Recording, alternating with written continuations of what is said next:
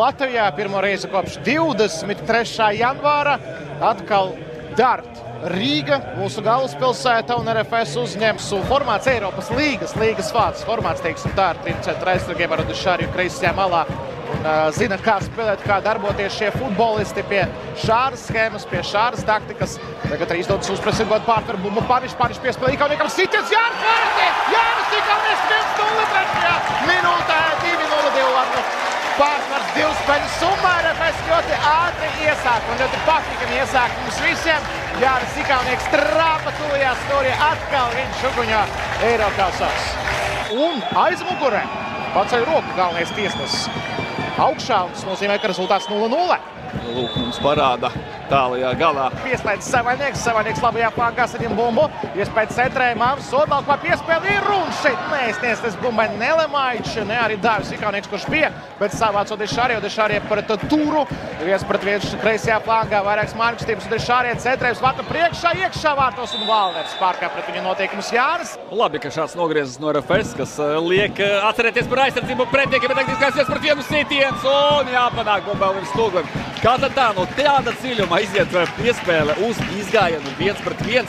Manuprāt, vēl varēja labāk šeit attīstīt Tambedu. Viņš saminstinājās, būtu uzņēmis tempu, tur būtu tīrākais izgājiens 1-1 pret Marko Mariču. Tikko gribēju slavēt, ka liekam nervozēt arī Levandija aizsardzībā.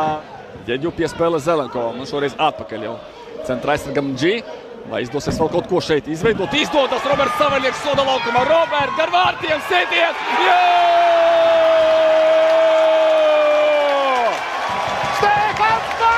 Stefans Panišs spēlē katru dienu, viņš gandrīz nav viņam nogurums palicis pēc iepriekšējā sezonas, un viņš šo sezonu arī grib pataisīt vēl garāk RFS komandai.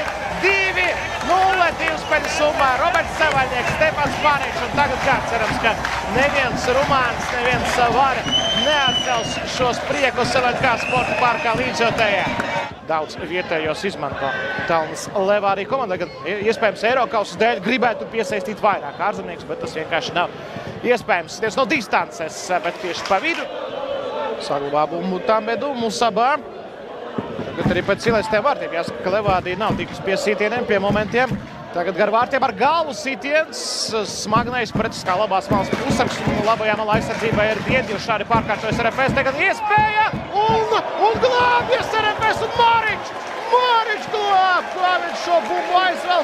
Lipušķeks uzreiz nāk slavēt savas komandas vārdsargu. Tas ir arī viss RFS tiek Čempionlīgas otrajā kvalifikācijas kārtā.